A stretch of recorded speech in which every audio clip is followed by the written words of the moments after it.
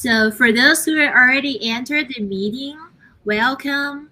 And today joining us are Angela and Marco from Cisco. They are going to present us with their PEX program, which they're trying to solve their different problems in one solution. And it is an experiential journey to people who at Cisco are going to the leadership roles. So welcome, Marco and Angela. And you can right now start your presentation. Thank you very much, Gabrielle, and good afternoon, good evening to everyone, depending on where you are. Today, we want to share with you a way in which you can, at the same time, create a strong people leader pipeline, and at the same time, resource talent programs, especially from an emerging talent perspective. Now, how do we aim to achieve that? By talking to you about our PEX program, and which is essentially the practical experience program for people leaders. Now, you could be in a situation, or you could be experiencing within your organization a few things. One is maybe you're seeing high potential individuals that have an aspiration and again a potential in becoming people leaders, but they are applying for roles and not getting them because they don't have the experience. Now, on the other hand, they don't get the experience because they're not getting the roles. So we end up with this catch-22 situation. You could also be experiencing a lack of training capacity in some parts of the organization or of your company, right? And maybe there are development programs, but maybe they don't have all the practical experience to develop the competencies in people leadership. Now, on the third point that could be part of what you're experiencing is having talent programs, especially in the emerging talent side of the house, that are not properly resourced, right? Now, with these three things that we often see, let me go back to the first one, that challenge with the experience and people not necessarily getting the roles because they don't have the experience. And let us tell you a story about Jasia in our organization and how she dealt with this and how we dealt with that. So I'm going to pass it on to Angie now to comment on this. Angie? Thanks, Marco. So going back to that challenge of you not getting a role because you don't have experience, or you can't get experience because you don't have experience. We have Jasia. So I'm just going to take you on Jasia's career journey. So Jasia went to university, graduated, started at a company. She was there for a couple of years. And then she was invited, she was hired into Cisco through an early career talent program. So she accepted the offer and she started working at Cisco but she came in a training program. Jasia really excelled in that training program. At the end of it, she came out the other side with her written CCIE. And if you know anything about Cisco, a CCIE is one of those really hard to achieve certifications. And it's so the few people that have it, you know that they're very good technically. So Jasia joined our TAC organization as a technical support engineer, and TAC stands for Technical Assistance Center. And Cisco's Technical Assistance Center, it's like a center on steroids, right? So we get the toughest questions, the toughest challenges. The smartest people at one company aren't able to figure out the solution, so then they call into Cisco's TAC. And Jasia was one of those people that helped our customers solve their really critical technical issues. So Jasia did that for about 6 years, and then was promoted to what's known as a tech lead within that organization. And a tech lead is someone who has reached a level of subject matter expert that they're able to assist other people within their team with technical challenges. They also take on maybe some of the minor manager tasks. So it might be things like helping a manager create a schedule for on-call. When a new hire comes into the team, a technical leader is often the person that helps train them and get them up to speed. And so Jasia had done this role for about 3 years. And what she realized is the part that she enjoyed most about being a technical lead was the coaching and the mentoring. And so she went to her manager and let her know that she thought she might be interested in moving into a people leader role. So her manager looked around and found a program called AMP, which is Aspiring Manager Program. And this program has a lot of great things to offer. They follow a training pathway. There are interactive sessions where leaders lead them and really share their experiences. And Jasia came out of that program feeling really positive and excited and applied for her first manager role. And to her credit, she was able to get selected for interviews. But Jasia shared that within 15 minutes in that interview, she realized she was not going to get that job. And the reason she wasn't going to get it is because they were asking her about hands-on experience leading people, and she really didn't have that. And so, as no surprise, she did not get that people leader job. And she was starting to feel a little disappointed and frustrated. And so her manager told her about another opportunity called PEX, which is the Aspiring Leader Practical Experience Program. And Jasia got excited about that. She interviewed. The first time she interviewed, she was not selected, but we saw her talent. I was actually one of the people that interviewed her. And so the very next time that we had an opportunity to bring in PEX, we reached out and asked Jasia if she would be a PEX for that particular program, and she enthusiastically accepted. So Jasia came in as a PEX, and she started getting that real hands-on actual experience of leading people. And Jasia actually did 2 rotations with us as a PEX because we ended up needing some extra help, and there weren't really a lot of people leader positions open at the time that she completed her PEX rotation. And so luckily her organization agreed to let her stay with us for another rotation. So getting about to the middle of that rotation, Jasia started interviewing again, applying for positions and interviewing. And one of the first positions she applied to, she successfully got the interview, and she has shared with us that in that very first interview, she could tell the difference between that very first interview she did, where she knew 15 minutes in she was not going to get the position, and this particular experience of interviewing. She was interviewing for multiple jobs, but it turns out she got the first position that she applied to. She was extended an offer and accepted it as a people leader of a team of about 10 to 12 software engineers.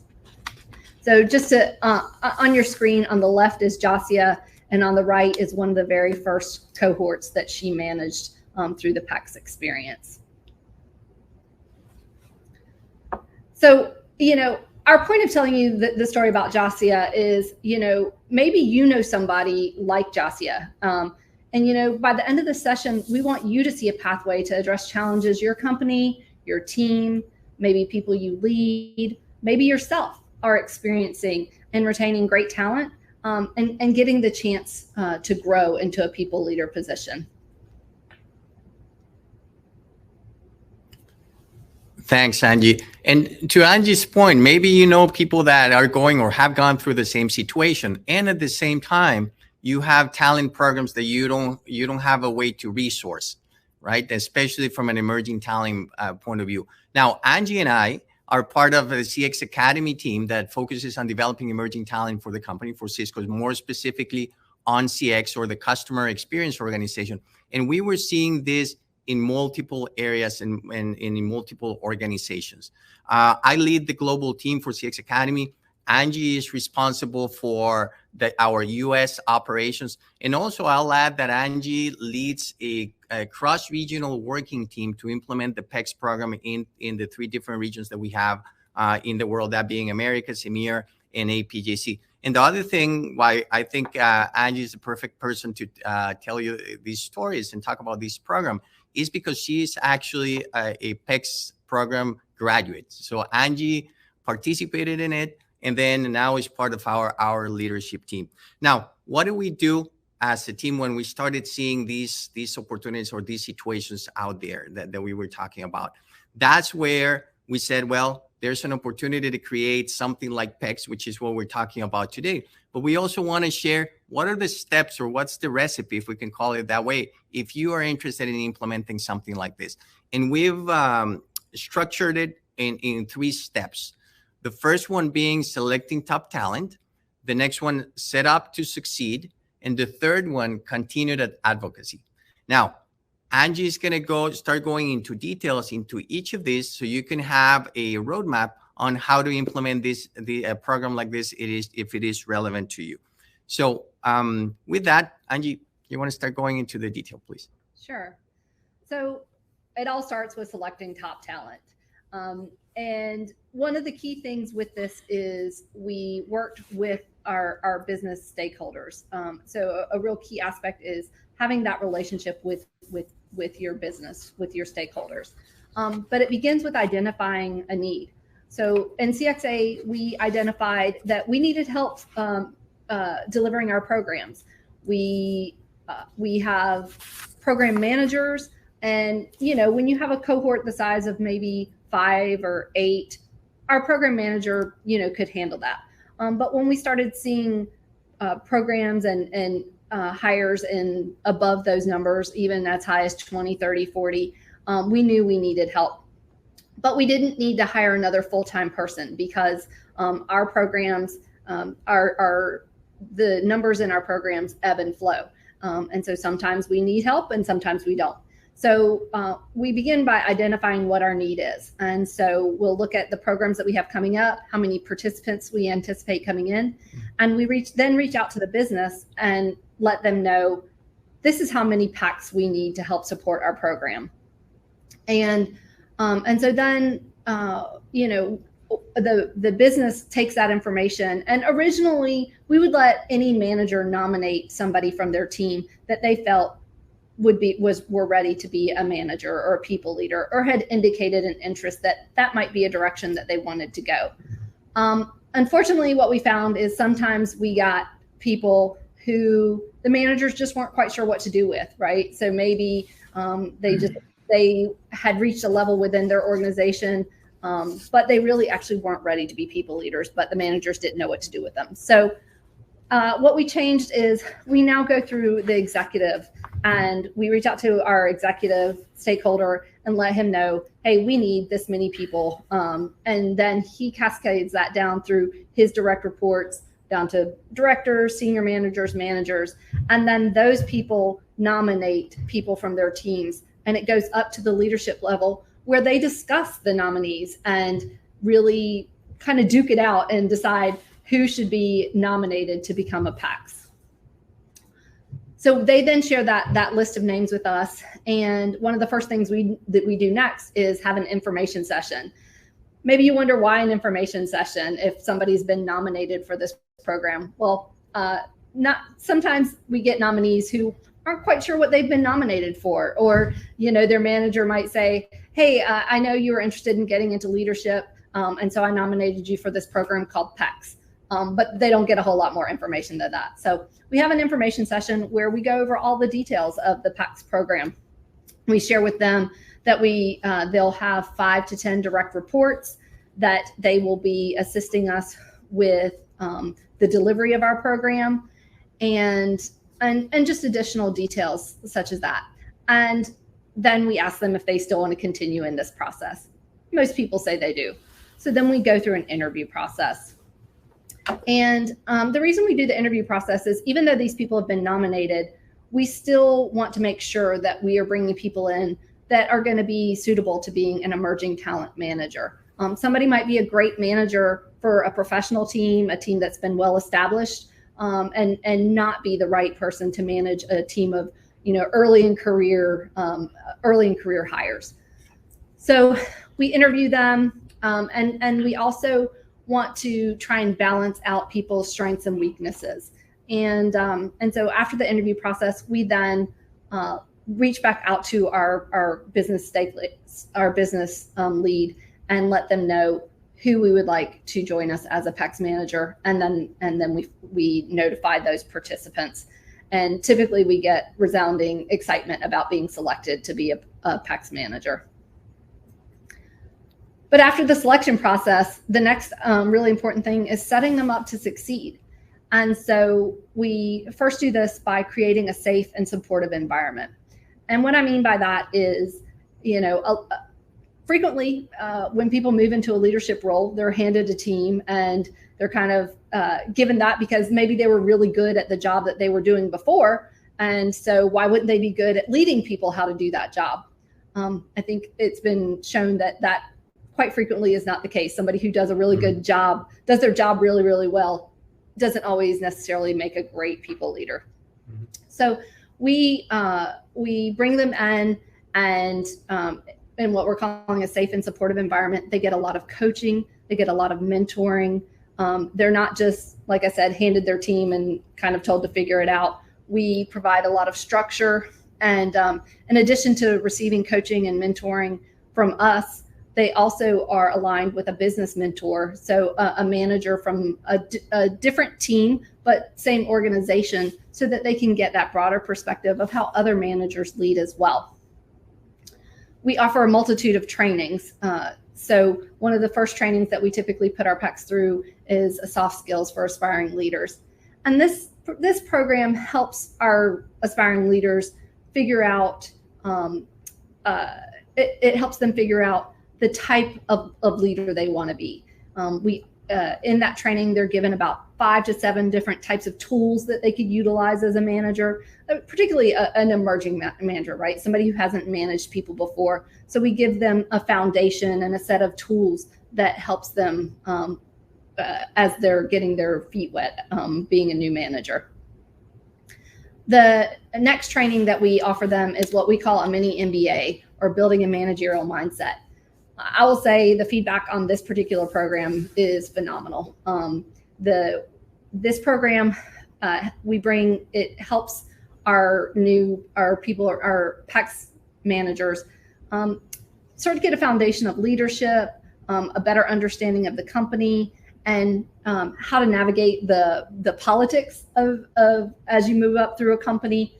It teaches them how to brand themselves. So if they do encounter an executive and get a chance to tout who they are or sell who they are, they've got something kind of quick, and it really helps them understand what they bring to the table and how to sell that. We also expose them to different areas of the business that they probably haven't gotten to experience before. So as I mentioned earlier, a lot of the people who come through this program were tech leads. So they were really good in the tech organization, but didn't have a lot of exposure outside of that particular business unit. And so we expose them to Cisco finance. So how does Cisco make their money? How's it dispersed? How do you create a budget here at Cisco?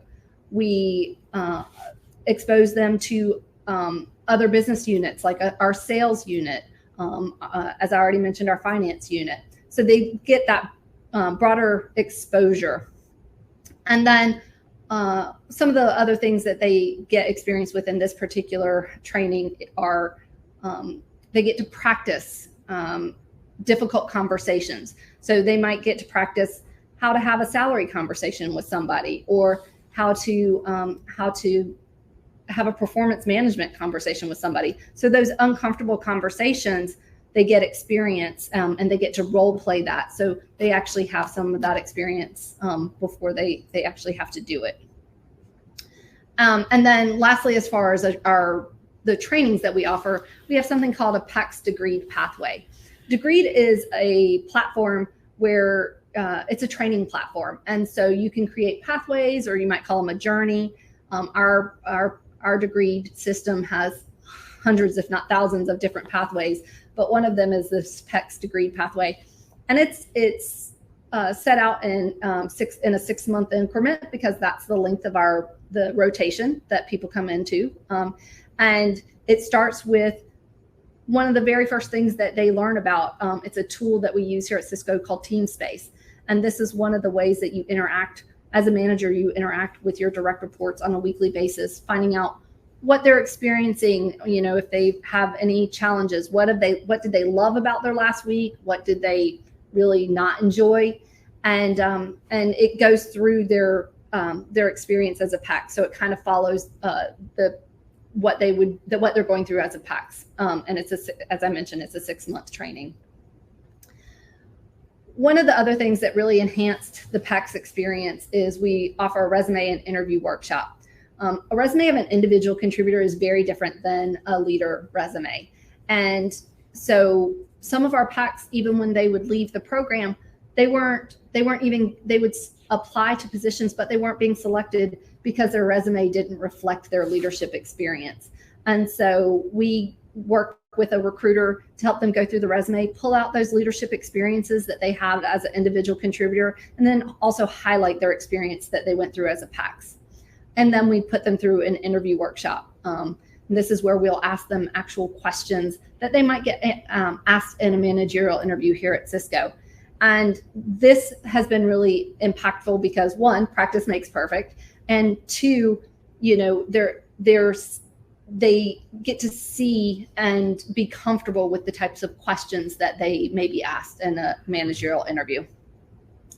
And then the plus sign are just some additional things that we've added, things like pulling the PEX together for coffee chats. And this is where we set up a few meetings throughout their experience with PEX in other regions. So PEX from Mexico or EMEA, where they can just chat with each other and again, kind of create that cohort feel. Somebody else is going through the same experience as me.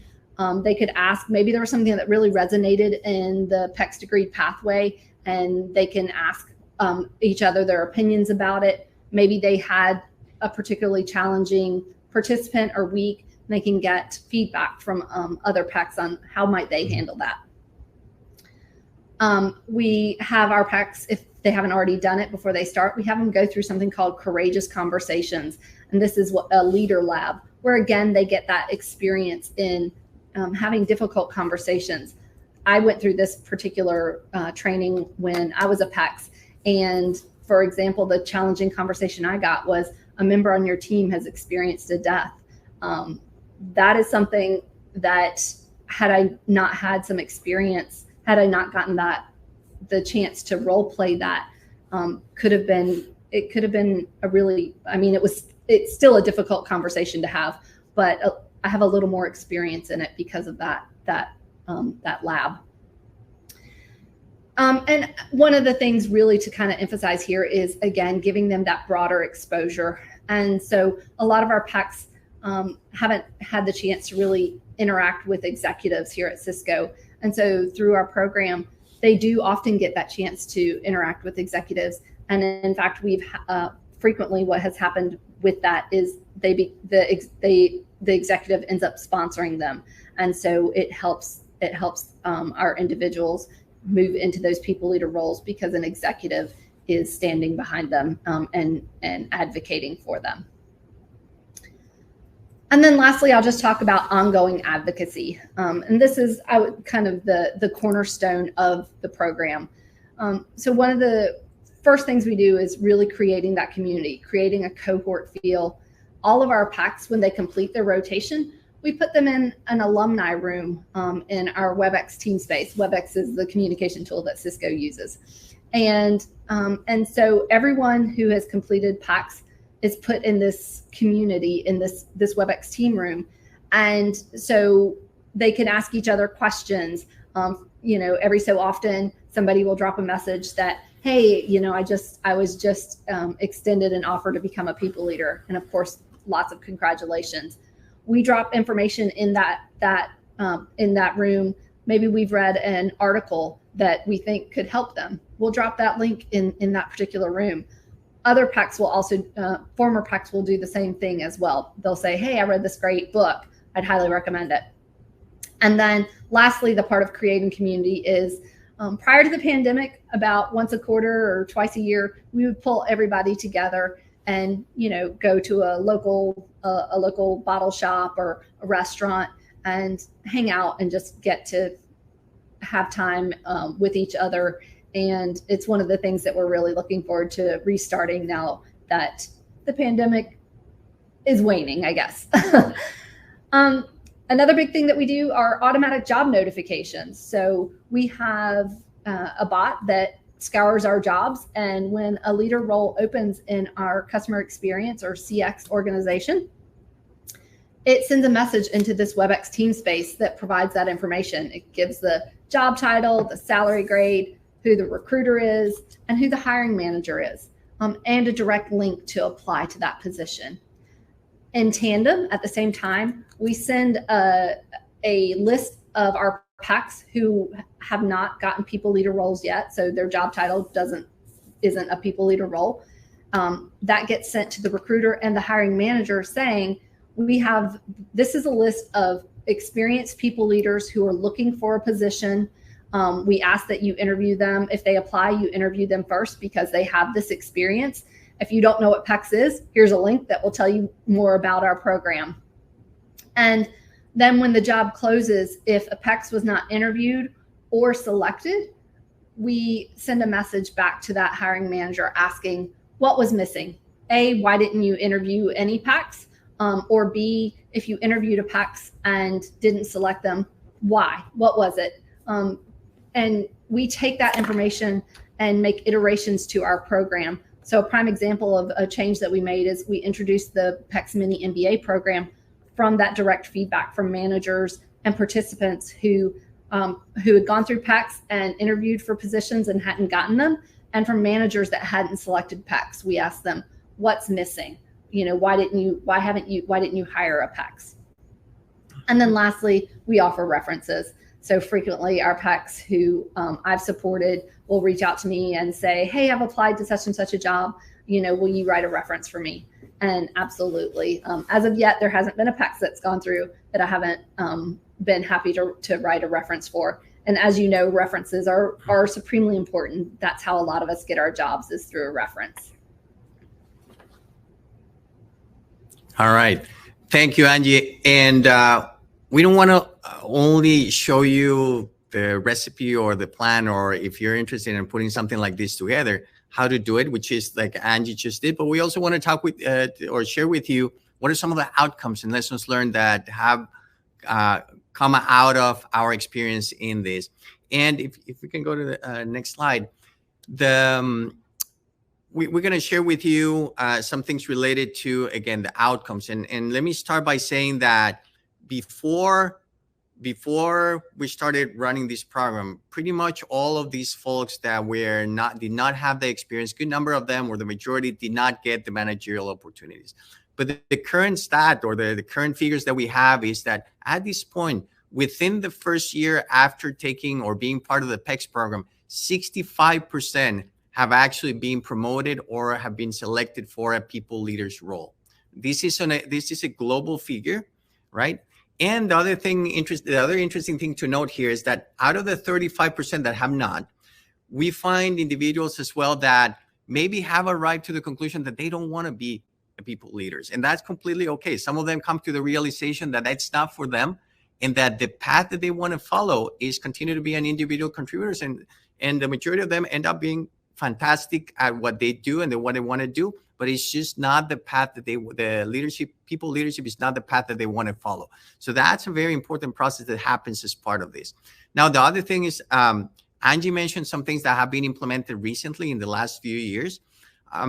In the particular case of the US, for example, that percentage has jumped to very close to 100% within the first year. So we've continued to see more and more traction as we implement some of these things. Now, we want you to hear directly from one of our stakeholders what their experience has been. And Shibu Nair, that you see his picture there, he is one of our key stakeholders in the APJC organization. He's a director within customer delivery. And he's one of the individuals that sends some of his managers to our program and then supports in the implementation in that part of the world. So, Gabrielle, if you can please roll the video with Shivu,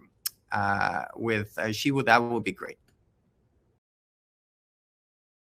Capability building is continuing to be a high priority for APJC CX Center. In FY20, we launched the first PEX, or Aspiring Manager program, in APJC. It became a huge success and made a lot of business impact. There were 43 aspiring managers or candidates joined the program, and 52% of them became managers in the last 6 months. This is a 6 months flagship program, including the one-to-one coaching and the fact that they were able to manage or got the exposure to manage the interns that we onboarded in APJ CCX Center.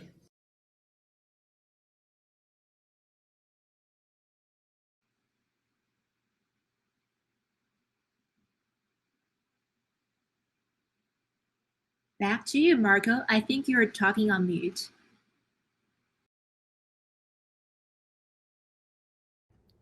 Can you hear me now?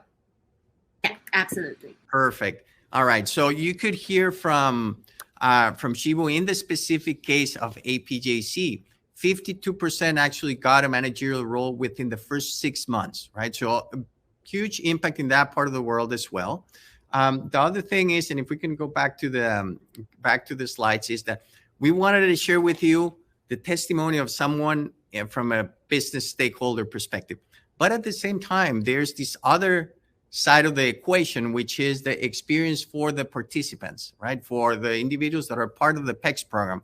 And we want to share with you as well what Natasha has to say, Natasha Williams, in terms of her experience. And if we can go to full screen. Out of her experience. And let me tell you a little bit about Natasha. Natasha came into our program, spent 6 months with us as part of this rotation. She did a fantastic job, then went back to the part of the business that she was coming from, specifically in public sector as the services organization. And then she got a managerial role covering for someone that was on maternity leave. She did a fantastic job there. And actually, after a period of time, we realized that we had a managerial opening. We realized the potential that Natasha had, and we brought her back into a leadership role within our team. So just like we did with Shibu, we want you to hear directly from Natasha about her story and her experience. So Gabrielle, if we can please share the second video, that would be great. The PEX program exceeded my expectations. I was pleasantly surprised by the high level of organization, the support from the CX Academy leadership, and all co-managers. Through the program, my goal was to assess my strengths, gain hands-on management experience, develop my leadership style, and effectively cultivate the ability to sustain and channel my enthusiasm for investing in others throughout my career. I can say with resounding confidence that this program was all of that and more. During one of the most challenging times in our country, the PEX program helped me develop skills and knowledge essential to lead others through crisis while being empathetic and inclusive. As a result of the PEX program, an entirely new network of leaders, sponsorship opportunities, colleagues, and community partners has opened up to me. It has opened windows for vision and doors to possibilities that I know will profoundly affect my life in the future, near and far. I highly recommend the PEX program to all aspiring leaders. All right, great, fantastic. Thank you, Gabrielle. And Angie, do you want to? Yep. Thanks, Marco. I was just pulling the slides back up. So now you've heard our story.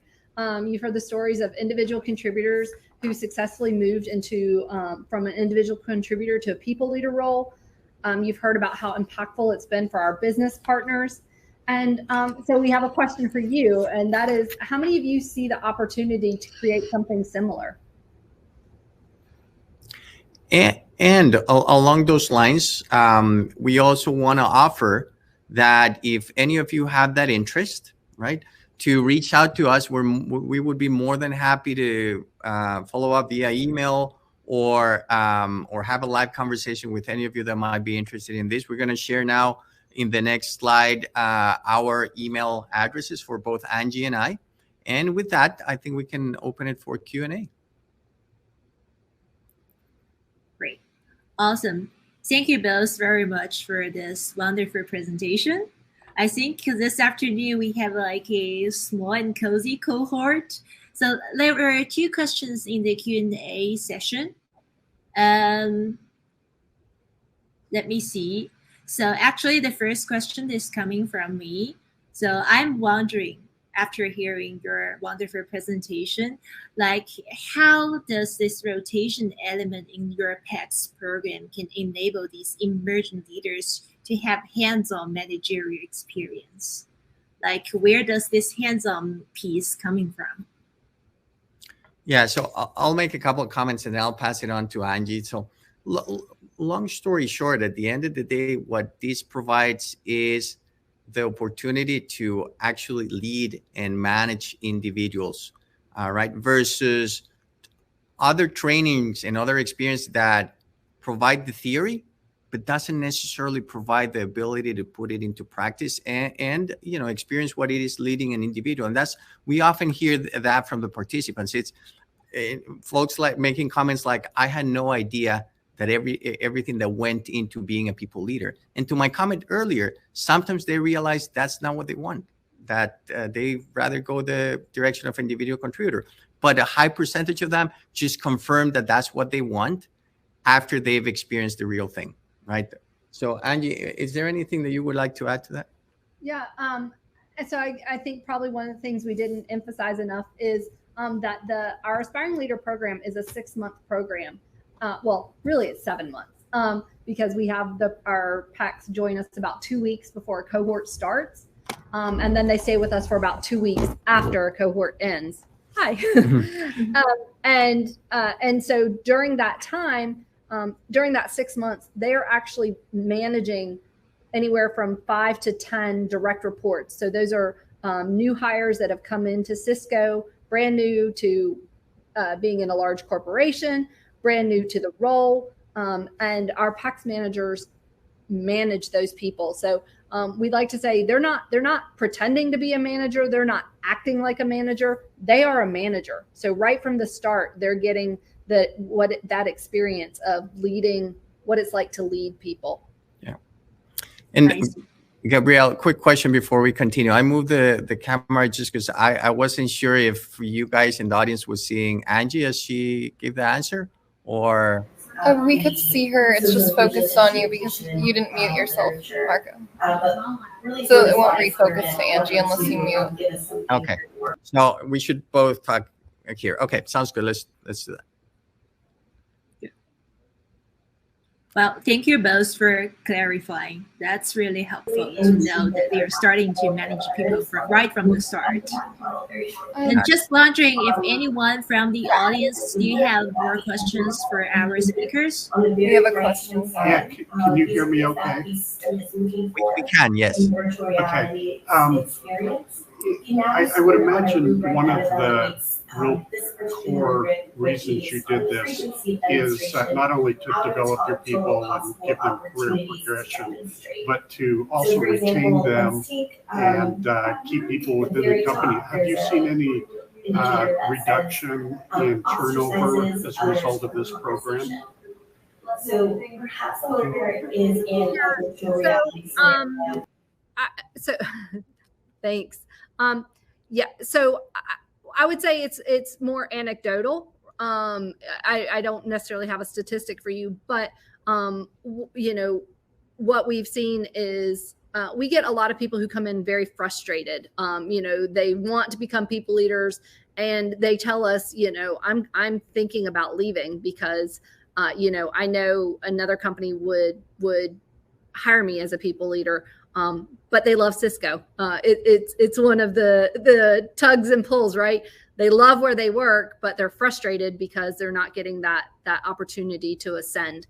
So the story we shared about Jasia, she openly shared with us that she had begun looking outside the company, and she's phenomenal talent that Cisco doesn't want to lose. So getting this opportunity that then gave her a better chance at ascending into people leadership is what kept her here. So, everybody's heard about the Great Resignation and all that's gone on with that. And one of the big things related to that is purpose in work and getting the chance to grow. And so this program offers both of those. Mm-hmm. How we collect evidence based on those actions. Could you give me a little context of how big Cisco is, and I mean, it must be really huge to see all those time zones in back of you. That must be huge. Yeah. So yes, it's a global corporation, right, with presence in more than 100 countries around the world. In the three regions that I mentioned before, the Americas, MER, and APJC, right? And then you know, from a employee perspective, I think the latest counts are more than 65,000 employees around the world. So it's a pretty big organization, pretty big company.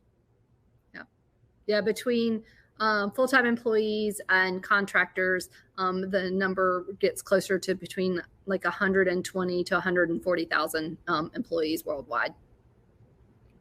That including contractors. Yeah. I don't mean to dominate all the questions, but another question I had was how you worked. I mean, when you built the program, you talked about the training that they would go through. How did you work with your learning and development to develop the right training that you wanted? Yeah. So we did a couple of things. We have what's the word I'm looking for? It was Nicole's old organization. Yeah, an organization that develops content, right? I don't know what the exact. Yeah. So we have an organization. We have a team that's associated with ours that helps develop content. So like the PEX degree program was developed with through this peer team of ours that combed through resources, and then working with us and with the business, we created that degree pathway. As I mentioned, that PEX, the mini MBA program, we have a vendor that we work with who specializes in training and leadership training in particular. He also specializes in, professional skills trainings and things like that. And so again, as a team, we worked with the business. We went back to managers who hadn't selected people. We went back to PEX who hadn't been selected for the opportunity. And we had those meetings. The vendor was present in those meetings. And then he actually presented us with the mini MBA program. Mm-hmm. And then that soft skills program, again, we utilize an external vendor who's that's their core business, is creating soft skills programs that's their core business. So these are not programs that we developed on our own. We did it in tandem with business, with learning architects, and then outside vendors. Yeah. And the only thing that I would add to what Angie just mentioned is that as we look at the competencies and skills that we want these folks to develop, it could be content, to Angie's point, developed internally in partnership with different organizations. But we also look outside in terms of what are some things or some courses that are widely available, right, that are relevant to the skills that we want to develop. And that could be, in Udemy, for example, right? There could be and this applies not only to this, by the way, this program. As part of our broader CX Academy, we also curate and select trainings to be internally developed or sourced from the outside to be able to provide the experience that would develop those competencies, right? So that's, generally speaking, the approach. Does that answer your question? Yeah, it does. Okay. Yeah, we're not just relying on ourselves and what we think might be a good training or a good experience. We're definitely working with our business partners, people who have successfully transitioned we can do that to find out what are they hearing about why they're not getting selected. So this is a conversation type virtual reality task. To kind of the point with that PEX, with the mini MBA program, I really think, as Marco shared in the past year, within the Americas, almost 100% of our PEX have ascended into people leader roles. And one of the pieces to that puzzle is the addition of the PEX, the mini MBA, because they're getting experience that we couldn't give them. Through the PEX program, they didn't really have the opportunity to work on a budget. They're getting mentored by other managers from TAC teams. So they're getting to experience things like working to present a QBR and maybe even helping present a small part of that QBR. So it's not just assuming that we can solve all of that. It's bringing in additional people and who have expertise. In QBR, quarterly business review, right? Yeah, we used a lot of acronyms in Cisco, so that's all right. Is a framework for embedding assessments into the VR experience without disrupting flow. Yeah. Any other questions, Gabrielle, Megan? Yeah. Let me first check with the audience if anyone from the conference room are having any more questions. Okay.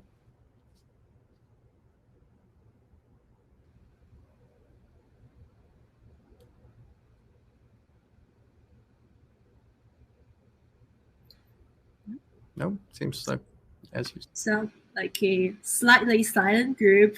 I have there's one thing I'm very curious about. I think it might also benefit some of our audience. I'm wondering how is this 6 months training funded?